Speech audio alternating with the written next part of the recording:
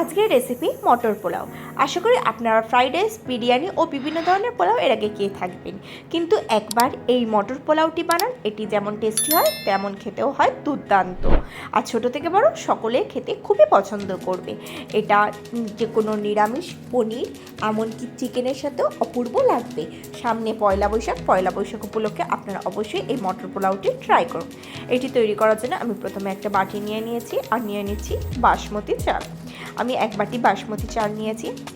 এবার এটাকে খুব ভালোভাবে জল দিয়ে ধুয়ে পরিষ্কার করে নেব। এমনভাবে ধুয়ে পরিষ্কার করব যাতে কোনো ময়লা না থাকে। জলটা যতক্ষণ না একদম পরিষ্কার হয়ে যাচ্ছে ততক্ষণ পর্যন্ত চালটাকে আমি ধুয়ে নেব।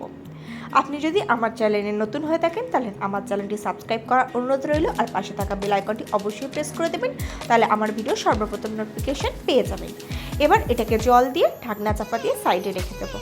এদিকে গ্যাসে কড়া নিয়ে নেবো, তাতে দিয়ে দেবো কিছুটা পরিমাণে সর্ষের তেল আর দিয়ে দেবো কিছুটা পরিমাণে ঘি। আমি এখানে 1 চামচ মতন ঘি ব্যবহার করছি। তেল ও ঘি মিশিয়ে এই রান্নাটি করব। ঘিটা তেলে মেল্ট হয়ে যাওয়া পর্যন্ত অপেক্ষা করব। প্রসঙ্গত বলে রাখি, গ্যাসের ফ্লেম একদমই লো রাখতে হবে। এবার এতে ফোড়ন দেব কিছু গোটা মশলা। তার জন্য নিয়েছি 2টো তেজপাতা, কয়েক টুকরো লবঙ্গ, কয়েক টুকরো গোলমরিচ, কিছুটা পরিমাণে দারচিনি, কয়েকটা এলাচ, আর সাথে দিয়ে দেবো স্টার অ্যানিস। এইগুলো এই তেলে ফোড়ন হিসাবে ব্যবহার করব। দেখুন আমি এটাকে দিয়ে দিচ্ছি তেলে, দিয়ে এটাকে হালকা করে ভেজে নেবো যতক্ষণে এর থেকে সুন্দর একটা অ্যারোমা আসছে। এটা যখন হালকা ভাজা হয়ে আসবে তখন আমি এতে অ্যাড করে দেবো 1 চামচ জিরে দিয়ে জিরেটাকেও এর সাথে খুব ভালোভাবে ভেজে নেবো যতক্ষণ না জিরেটা ভাজার খুব সুন্দর অ্যারোমা আসছে। প্রসঙ্গত বলে রাখি, এই রান্নাটা কিন্তু একদম লো ফ্লেমে হবে। জিরাটা থেকে স্মেল আসা শুরু করলে এতে অ্যাড করে দেবো একদম সরু সরু করে স্লাইস করে রাখা পেঁয়াজটাকে খুব ভালোভাবে ভেজে নেব। আপনারা এই নববর্ষ উপলক্ষে এই পোলাওটি ট্রাই করতে পারেন। বাড়িতে গেস্ট আসবে সকলেরই, আপনারা অবশ্যই এই রেসিপিটি ট্রাই করতে পারেন। দেখুন পেঁয়াজটা হালকা হালকা ভাজা হয়ে আসছে, খুব বেশি ভাজা হবে না, জাস্ট পেঁয়াজের কালারটা চেঞ্জ হবে ততটাই ভাজতে হবে। পেঁয়াজটা ভাজা হয়ে গেলে এতে দিয়ে দেবো আদা, রসুন ও কাঁচা লঙ্কার পেস্ট, দিয়ে এর সাথে আবারও ভাজতে থাকবো।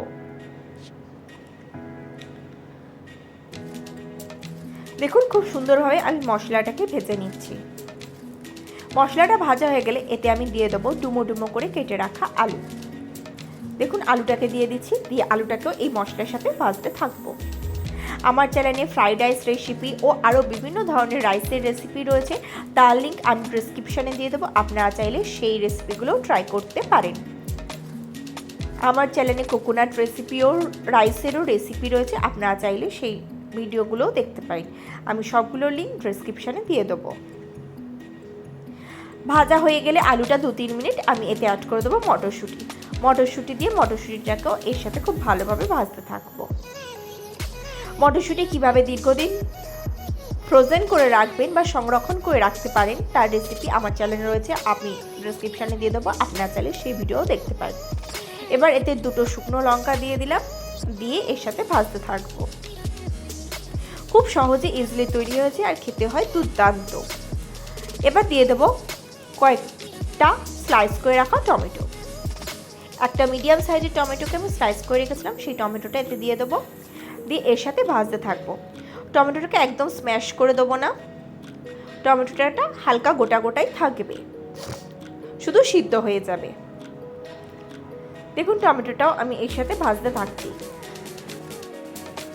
আপনারা অবশ্যই এইভাবে একবার পোলাওটি বানান, এটি ছোটো থেকে বড় সকলে খেতে খুবই পছন্দ করবে, আর খুব অল্প সময় এটি তৈরিও হয়ে যায়। এবার এতে অ্যাড করে দিচ্ছি ধনে গুঁড়ো, অ্যাড করে দেবো কিছুটা পরিমাণে জিরে গুঁড়োটা আমি পরিমাণে একটু কম ব্যবহার করেছি, ধনেটা বেশি ব্যবহার করেছি। ধনে ও জিরে দিয়ে এটাকে খুব সুন্দরভাবে নেড়ে চেড়ে কষতে থাকবো। দেখুন খুব সুন্দরভাবে মশলাটাকে ভেজে নিয়েছি। এবার দিয়ে দিচ্ছি 1 চামচ মতো নুন, 1-1.5 চামচ মতো নুন। আপনাদের যতটা প্রয়োজন মনে হবে সেই অনুপাতে নুনটা দিয়ে দেবেন। নুন দিয়ে এটাকে আবারও ভালোভাবে নেড়ে চেড়ে কষতে থাকবো। অলমোস্ট 2-3 মিনিট এইভাবে খুব সুন্দরভাবে কষে নেব।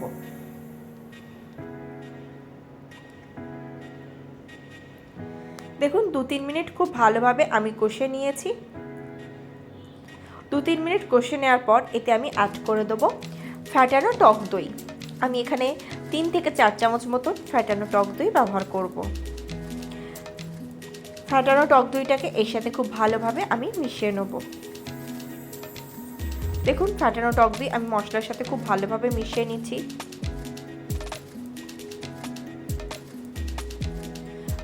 এটাকেও আমি আবারও 2-3 মিনিট খুব ভালোভাবে কষতে থাকবো।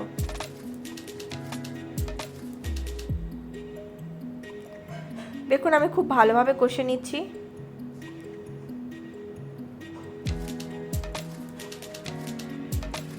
অলমোস্ট 2-3 মিনিট এটাকে খুব ভালোভাবে কষে নেওয়া হয়ে গিয়েছে। অলমোস্ট 3-4 মিনিট কষিয়ে নিয়েছি। এবার স্বাদটাকে ব্যালেন্স করার জন্য এতে অ্যাড করে দেবো সামান্য পরিমাণে চিনি। চিনি দিয়ে এটাকে আবারও খুব সুন্দরভাবে নেড়েচেড়ে কষিয়ে নেব। এইভাবে আমি অলমোস্ট 3 থেকে 4 মিনিট খুব ভালোভাবে কষিয়ে নিয়েছি। এবার এতে আমি অ্যাড করে দেবো জল। আমি প্রথমে দইয়ের বাটি ধোয়া জল 1 বাটি অ্যাড করে দিলাম, ফের আর 1 বাটি মতন জল অ্যাড করেছি। অলমোস্ট আমি 2 বাটি মতন জল অ্যাড করেছি। যেহেতু আমি চাল নিয়েছি 1 বাটি, তাই এখানে 2 বাটি জল ব্যবহার করলাম। এবার গ্রেভিটা ফুটে যাওয়া পর্যন্ত অপেক্ষা করব।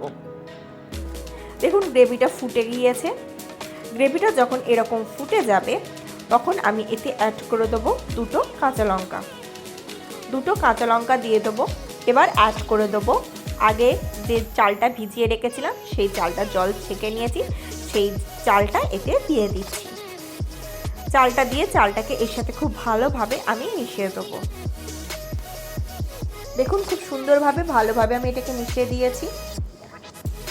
এবার লো ফ্লেমে এটাকে আমি ফুটতে দেবো।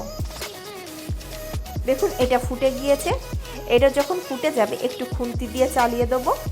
চালিয়ে দেওয়া হয়ে গেলে এটাকে ঢাকনা চাপা দিয়ে আমি দমে হতে দেবো অলমোস্ট 10 মিনিট মতন।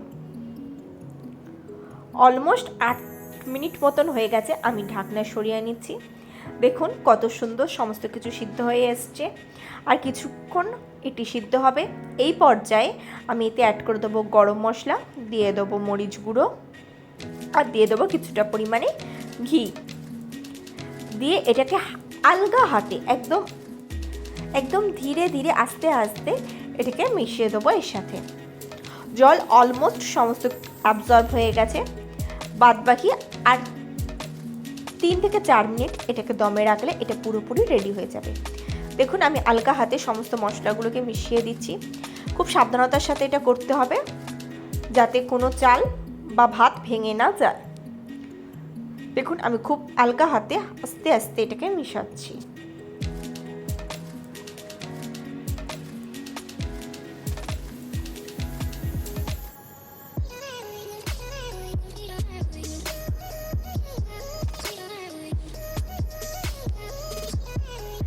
দেখুন আমি খুব সুন্দরভাবে আলগা হাতে মিশিয়ে দিয়েছি। এটাকে আমি আবারও ঢাকনা চাপা দিয়ে দেবো 4 থেকে 5 মিনিটের জন্য। 4-5 মিনিট পরে ঢাকনা সরিয়ে নেব। নিয়ে এটাকে আবারও একটুখানি চালিয়ে দেবো। জাস্ট একটুখানি ওলট পালট করে দেবো। এটা খুব সুন্দরভাবে সিদ্ধ হয়ে গিয়েছে। শুধু একটু জল জল ভাবটা রয়েছে, সেটা আর 2 মিনিট ভাপে রাখলেই ঠিক হয়ে যাবে। তবে এই পর্যায়ে আমি ঢাকনাটাকে একটা কটন টাওয়াল দিয়ে মুড়ে ভাপে রাখবো 2 মিনিট। জাস্ট 2 মিনিট রাখলেই এটা রেডি হয়ে যাবে। দেখুন আর এক্সট্রা কোনো জল ভাবটা নেই। খুব সুন্দরভাবে এটা রেডি হয়ে গিয়েছে। আমি আপনাকে একবার তুলে দেখাচ্ছি। দেখুন কত সুন্দর রেডি হয়েছে। দেখুন কত সহজে তৈরি হয়ে গেল মটর পোলাও। এবার এটাকে গরম গরম পরিবেশন করে দিন চিকেন, পনির বা দমের সাথে। সামনেই পয়লা বৈশাখ। আপনারা পয়লা বৈশাখ উপলক্ষে অবশ্যই এই মটর পোলাওটি বানান। ছোট থেকে বড় সকলে খেতে খুবই পছন্দ করবে। বাড়িতে গেস্ট আসলে তাদেরকেও আপনারা এই রেসিপিটি অবশ্যই করে খান। সকলে আপনার প্রশংসা করবে, আমি গ্যারান্টি দিয়ে বলতে পারি। আশা করি আজকের ভিডিওটি আপনাদের ভালো লেগেছে। যদি ভালো লাগে তাহলে অবশ্যই লাইক করবেন, কমেন্ট করবেন, শেয়ার করবেন, আর আমার চ্যানেলটি অতি অবশ্যই সাবস্ক্রাইব করে দেবেন এরকম নিত্য নতুন রেসিপি সবার আগে পাওয়ার জন্য।